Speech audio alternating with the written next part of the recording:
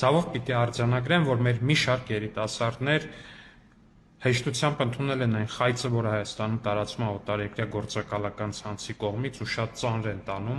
Հայաստանի մուտքի ու ելքի անձնագրերում դրվող այդ պեչատների վրայից Արարատի նկարի հանումը։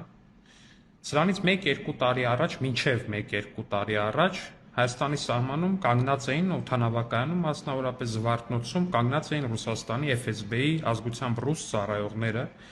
ու Հայաստանից գնացող, Հայաստան մտնող, այդ թվում եւ Հայաստանի քաղաքացիների անձնագրերը վերցնում էին, ռուսերեն բարևում էին, ռուսերեն հարցեր էին տալիս